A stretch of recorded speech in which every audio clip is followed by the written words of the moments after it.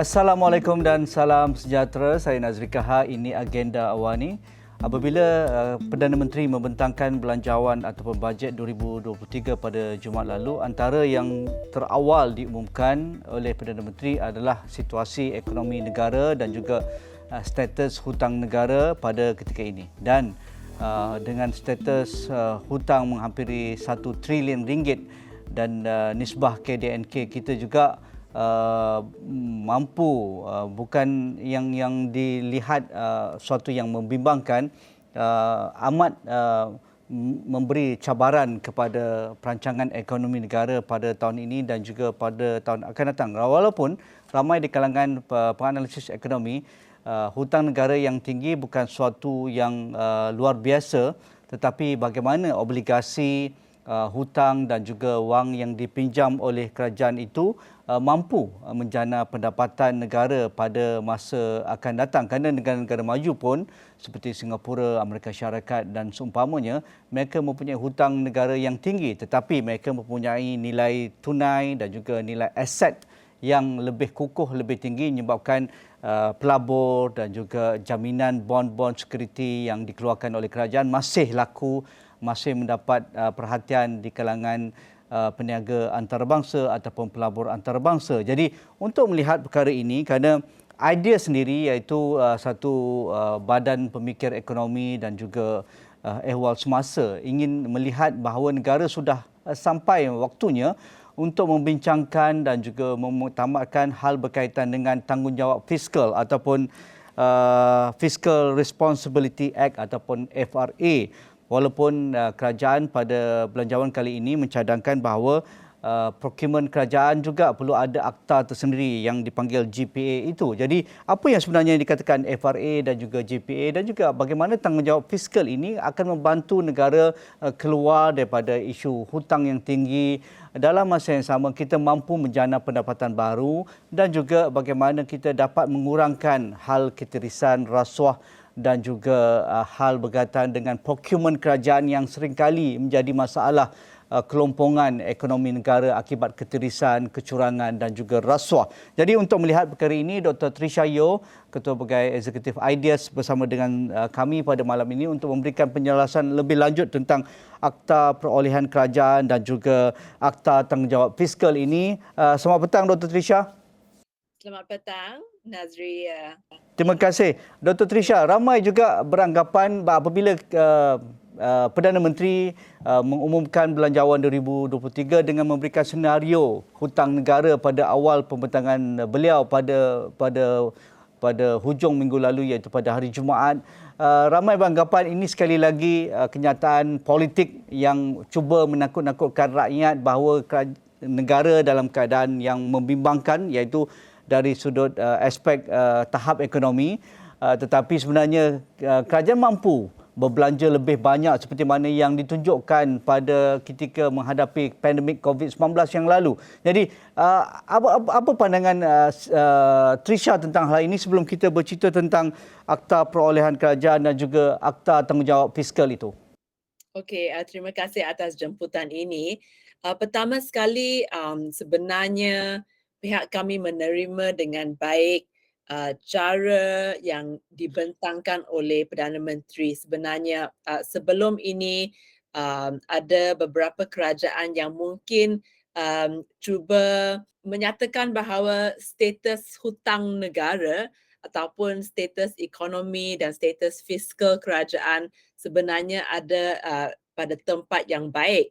Tetapi sebenarnya saya pada pendapat saya Perdana Menteri yang boleh menyatakan situasi dengan benar, dengan betul dan mengikut fakta-fakta tertentu sebenarnya adalah lebih baik sebab apabila Perdana Menteri ataupun sesiapa ketua negara dan sebagainya boleh menyatakan situasi ini adalah situasi negara yang kita semua sedang menghadapi dan senario itu boleh diceritakan dengan jujur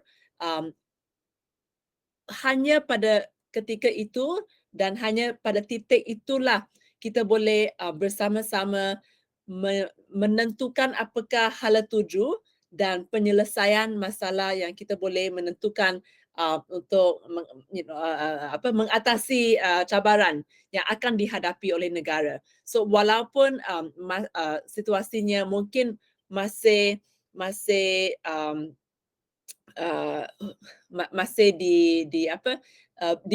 diterima oleh rakyat, tetapi sebenarnya ada beberapa statistik yang menunjukkan bahawa kita perlu mengambil langkah-langkah yang mungkin susah dan sukar untuk dilaksanakan sekarang, tetapi memang banyak agensi tertentu antarabangsa yang bank-bank dan financial Ya. institutions yang berpendapat sama ya, bahawa situasi fiskal Malaysia mesti diselesaikan pada ketika ini. Ya. Ya, sehubungan dengan itu, IDS melontarkan pandangan segera selepas pembentangan belanjawan selesai pada Jumaat lalu, iaitu supaya kita mula membincangkan dan juga kerajaan dapat memuktamadkan hal berkaitan dengan tanggungjawab fiskal. Apa sebenarnya yang dianjurkan ataupun dicadangkan oleh IDS ini tentang tanggungjawab fiskal dan juga tanggungjawab berkaitan dengan perolehan kerajaan dan juga penyatuan agensi-agensi yang bertindih yang mungkin menyebabkan perbelanjaan kerajaan bertambah berbanding pendapatan yang diterima? Ya, sebenarnya Akta Tanggungjawab Fiskal yang IDS keluarkan satu kenyataan, akta ini bukan akta yang baru ya. Memang akta ini sudah pun dicadangkan oleh beberapa kerajaan lalu sampai sekarang. Jadi memang dalam ucapan belanjawan sejak 2 tahun lalu kalau tak silap saya, Ya. ini sudah dinyatakan dan pada masa itu komitmen kerajaan adalah agar kerajaan akan bekerjasama dengan agensi antarabangsa seperti World Bank supaya satu akta boleh digubal mengikut tahap antarabangsa. Jadi apa sebenarnya tanggungjawab fiskal? Tanggungjawab fiskal namanya besar dan teknikal, tetapi sebenarnya ia lebih kurang sama seperti memastikan bahawa duit yang kita memperolehi akan diguna pakai dengan sewajarnya. Seperti dalam sebuah keluarga, apabila setiap bulan ada akaun-akaun di mana mungkin suami dan isteri boleh jumlahkan semua salary duit ya, dan okey, berapa amount yang setiap bulan akan dibelanja dan apakah savings, dan di sinilah akta ini akan menyatakan peraturan-peraturan tetap di mana kerajaan akan mesti mengikut peraturan-peraturan tersebut, dan ini juga berkait dengan akta perolehan kerajaan, Ya. sebab akta perolehan kerajaan itu akan membolehkan kerajaan jimat duit, menggunakan duit dengan lebih cermat dan akhirnya meningkatkan ketelusan, memastikan kebertanggungjawaban dan mengukuhkan disiplin fiskal. Ya. Apa yang akan membezakan akta tanggungjawab fiskal dengan akta perolehan kerajaan yang dicadangkan juga dalam pembentangan belanjawan kali ini oleh Perdana Menteri ke-10 dan juga yang sudah pun dinyatakan sejak beberapa tahun lalu yang sebahagiannya dalam Plan Anti Rasuah Nasional ataupun NACP 2019 hingga 2023. Mungkin Trisha nak jelaskan. Okey. Jadi memang akta perolehan kerajaan memang terkandung dalam Plan Anti Rasuah Nasional yang sepatutnya habis pada tahun ini ya. So 2019 sampai hujung tahun ini plan itu akan habislah. Jadi apa yang kami hendak juga ialah kerajaan untuk menyatakan kepada semua rakyat apakah perancangan selepas ini, adakah plan anti rasuah ini akan dipanjangkan ataupun adakah mungkin ada plan baru tentang anti rasuah sebab memang ada kaitannya dengan rasuah. So dua-dua akta ini adalah sangat berbeza sebenarnya. Akta tanggungjawab fiskal adalah peraturan yang akan ditetapkan oleh sesebuah kerajaan di mana kerajaan akan diberi peraturan di mana kerajaan mesti mengguna pakai duit yang dikumpulkan oleh kerajaan ataupun dibelanja oleh kerajaan mengikut beberapa tahap. Jadi mungkin sebagai contoh, tidak boleh membelanja lebih daripada peratus peratusan duit yang diperoleh pada sesebuah pada satu tahun sebagai contoh. So itu adalah salah satu peraturan. Tetapi yang akta perolehan kerajaan itu adalah khususnya untuk menambah baik amalan perolehan. Seperti Perdana Menteri sudah banyak kali menyatakannya penggunaan tender terbuka, memastikan bahawa ada berdaya saing dan tidak mahu lagi direct negotiation dan sebagainya. Ini adalah perolehan, so procurement. Walaupun sekarang Kementerian Kewangan memang ada peraturan perolehan, tetapi akta ini akan mengukuhkan lagi amalan urus takbir baik dan amalan transparansi dan ketelusan dalam perolehan dan ini adalah sangat penting ya. Satu ialah mesti ada peraturan tentang bagaimana direct negotiation boleh diluluskan. Maksudnya mungkin ada beberapa kali dalam satu tahun di mana dalam kecemasan sebagai contoh pandemik ya, mesti ada direct nego sebab tak cukup masa, mungkin vendor itu tidak sesuai dan sebagainya. Dan keduanya ialah kita harap juga bahawa akta perolehan ini dipanjangkan bukan sahaja kepada agensi kerajaan tetapi termasuk semua projek-projek yang di mana kerajaan ada keterlibatan. Sebagai contoh dalam GLC ataupun syarikat-syarikat joint venture seperti LRT, MRT, PPP, projek besar ya, projek infrastruktur besar yang sebenarnya ada impak yang lebih tinggi kepada keuangan, status keuangan kerajaan berbanding dengan perolehan kerajaan yang kecil seperti meja, kerusi dan sebagainya. Jadi mungkin boleh dipanjangkan kepada semua jenis syarikat yang berkaitan kerajaan.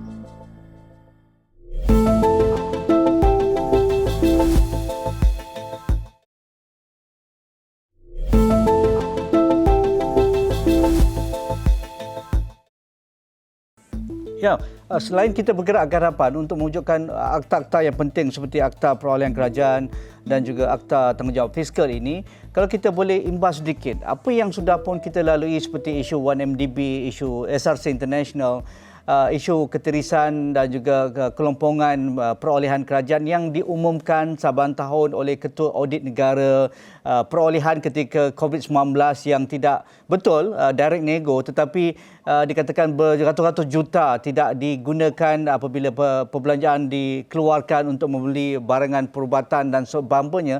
Bagaimana akta perolehan kerajaan ini boleh menjadi satu benchmark dan juga tanda aras supaya hal berkaitan dengan perbelanjaan kerajaan tidak mudah untuk dibocorkan, tidak mudah untuk dibazirkan, tidak mudah untuk disalahguna oleh pemain-pemain yang sudah biasa dengan sistem, kerana mereka ada ruang-ruang yang mungkin boleh melepasi dengan sistem-sistem perolehan yang amat ketat sebenarnya yang sudah pun dilakukan oleh MOF, tetapi mungkin dengan akta ini ia akan menambah baik dan juga menutup lompong-lompong ataupun lubang-lubang bagi mereka yang ingin mengambil kesempatan dari perolehan kerajaan yang besar seperti MINDEF ataupun projek-projek kerajaan seperti MRT, LRT dan seumpamanya.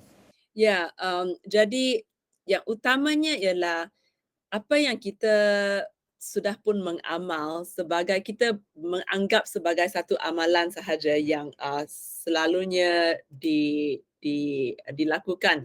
Inilah adalah amalan kerajaan sepanjang masa ini. Tetapi apabila status keuangan kita semakin ketat, inilah kita sudah tiba masanya sebenarnya untuk mengubah suai dan mereformasikan, kalau guna Ya. perkataan lain boleh, tetapi memang menggubal semula amalan yang selalu menjadi macam budaya ya sampai sekarang.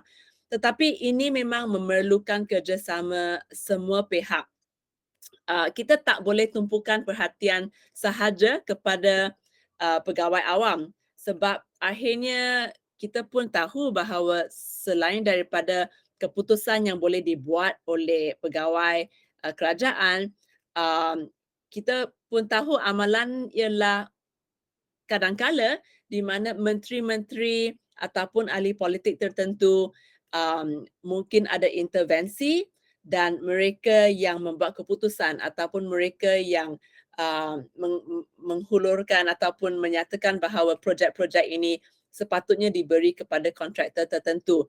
Jadi akta ini seperti Encik Nazri menyatakan tadi, akta ini adalah supaya semua pihak yang terlibat mesti menyatakan apakah interest mereka ataupun sekiranya pegawai kerajaan yang terlibat ataupun menteri terlibat, ahli politik terlibat dan sebagainya, mereka mesti akhirnya mengambil tanggungjawab tersebut sebab laporan Auditor General setiap tahun memang ada keluarkan sekurang-kurangnya 1, 2 ataupun lebih daripada itu kes-kes di mana rasuah dibayar dan akhirnya duit kerajaan iaitu bukan duit kerajaan iaitu duit rakyat sebenarnya. Ya. Duit rakyat yang tiris yang sudah dibazirkan pada hakikatnya duit itu sepatutnya digunakan oleh untuk kegunaan pendidikan, kesihatan, hospital-hospital yang mungkin tidak cukup duitnya, tidak cukup dana dan mungkin sekali lagi sekiranya ada krisis kesihatan lagi, kita semua tidak harap itu akan berlaku, tetapi sekiranya ada satu lagi krisis, mungkin bukan kesihatan, mungkin krisis lain yang melanda negara, itu pada masa kecemasan kita mesti ada tabung yang boleh diguna untuk tujuan-tujuan tertentu. Jadi saya rasa ini memang tiba masanya tetapi ini memerlukan kerjasama semua pihak dan kita mesti memastikan bahawa kes-kes seperti 1MDB di mana ada menjadikan hutang yang memang tidak produktif kepada negara itu tidak boleh diulang lagi lah. Ya, Dr. Trisha, di mana kita nak mula? Apa pandangan ideas di mana kita nak mula tentang akta tanggungjawab fiskal dan juga akta perolehan kerajaan ni? Kalau kita imbas sedikit akta undi 18 dan juga akta pendanaan politik, kita cepat memberikan kekuatan di kalangan ahli parlimen dan juga di kalangan media dan juga orang awam kerana ada minat ketika itu apabila pemain politik lompat parti dan juga perbelanjaan parti amat menggerunkan dalam mendapatkan undi setiap kali dalam pilihan raya. Tetapi untuk hal ini pastinya di mana kita nak mula nak melobi para ahli-ahli parlimen kita ini supaya duduk dalam select committee misalnya supaya dalam terms ataupun dalam penggal ini kita dapat meluluskan ataupun menyediakan RUU ini. Okey, saya rasa memang Malaysia sudah ada pengalaman di mana semua parti boleh datang bersama, tak kira pembangkang ataupun pihak kerajaan, memang sudah ada pengalaman di mana undi 18 dan sebagainya. Ahli parlimen memang boleh bekerjasama apabila ada political will ataupun isu itu adalah penting dan berat dan tiada masa lagi, suntikan masa. Dan di sinilah ideas cadangkan. So saya rasa tak lama lagi pihak parlimen akan membuat pengumuman tentang jawatan kuasa pilihan khas yang akan ditubuhkan Dan harapan kami ialah satu PSC ataupun Jawatan Kuasa Pilihan Khas Parlimen akan ditubuhkan mengenai belanjawan dan hal-hal fiskal. Jadi bukan tertumpu kepada belanjawan sahaja, tetapi hal-hal fiskal yang boleh memainkan peranan penting. Jadi PSC ini boleh sebagai langkah utama membuat cadangan tentang Akta Tanggungjawab Fiskal yang mungkin sudah ada draft RUU-nya di bawah Pejabat Peguam Negara sebab ini sudah lama ya, dalam 2 tahun lebih sudah ada perbincangan di dalam Kementerian Keuangan dan harapnya semua ahli-ahli parlimen yang menjadi ahli kepada PSC yang mengenai belanjawan dan hal-hal fiskal boleh mengguna contoh-contoh yang baik daripada negara yang lain. Jadi negara yang selalu diguna sebagai indikator yang baik ialah negara Norway. Sebab Norway mereka pun lebih kurang sama dengan Malaysia di mana mereka ada minyak ya. So minyak diguna dan revenue daripada minyak tersebut disalurkan kepada satu dana dan dana itu digunakan untuk masa panjang and namanya ialah sovereign wealth fund ya. Yep. So sovereign wealth fund yang lain daripada 1MDB lah sebab 1MDB sepatutnya ialah negara sovereign wealth fund negara juga. Tetapi ini memang sovereign wealth fund yang baik, yang bagus dan memang boleh menjadi amalan yang baik untuk Malaysia. Ya, bergerak ke hadapan kerajaan berhasrat untuk mengurangkan defisit fiskal ini kepada 3.2% menjelang 2025. Dan pada tahun ini juga kita lihat sudah ada pengurangan 0.5% daripada 5.5 berbanding 5% pada KDNK berbanding tahun 2022 dan juga 2021. Jadi dari cadangan ideas untuk mengesyorkan langkah-langkah jangka masa sederhana dan juga jangka masa panjang yang lebih komprehensif, bagaimana kita nak membayar hutang ni? Ya, sebenarnya belanjawan ini yang baru dibentang minggu lepas telah mencadangkan beberapa jenis cukai baru yang akan dibuat pada tahun inilah, taksiran tahun ini. Sebenarnya walaupun itu adalah langkah yang mungkin progresif buat masa sekarang, sebenarnya cukai-cukai tersebut jauh tidak mencukupi lah untuk memastikan bahawa hasil negara cukup besar, cukup luas supaya pada masa depan defisit negara memang boleh dikurangkan. Sebab satu lagi assumption ialah hasil negara dan hasil cukai akan mencapai tahap yang diharap oleh kerajaan. So apakah projection cukai yang akan dikutip itu adalah berdasarkan apa yang kita it's a projection ya. So pada jangka masa panjang dan saya rasa mungkin pada masa sekarang kerajaan rasa bahawa belum tiba masa lagi supaya cukai barang dan perkhidmatan ataupun GST boleh dibawa balik sebab pada masa itu ini adalah salah satu daripada manifesto pada 2018. Jadi ini memang sukar untuk dibawa balik tetapi sebenarnya pada pendapat kami pada jangka masa panjang ini adalah penyelesaian fiskal yang lebih komprehensif dan kita perlu mengadakan perbincangan itu sekarang. Yep. Jadi mungkin bukan sekarang tetapi bila akan tiba waktunya. Tahun depan, 2 tahun dari sekarang, 3 tahun dan apakah indikator ekonomi yang akan membolehkan kita membawa balik GST tersebut. Sebab GST itu akan meningkatkan lagi hasil kerajaan dan mungkin cukai yang jenis lain juga mesti dibincangkan. Okey. Tetapi itu adalah satu perkara yang sukarlah Ya. untuk diterima oleh rakyat. Ya, menarik. Terima kasih Dr. Trisha atas pencerahan dan juga penjelasan berkaitan dengan Akta Tanggungjawab Fiskal dan juga Akta Perolehan Kerajaan. Bagaimana kita melihat dasar-dasar fiskal perolehan kerajaan pada ketika ini supaya negara boleh bergerak lebih pantas dalam memberikan kekuatan ekonomi untuk membawa lebih banyak pelabur dan menambah pendapatan negara dan akhirnya dapat dikembalikan kepada rakyat. Itu tadi temu bual saya bersama Dr. Trisha Yeoh, Ketua Pegawai Eksekutif Ideas, dan itu sahaja untuk saya pada malam ini. Assalamualaikum, kita jumpa lagi.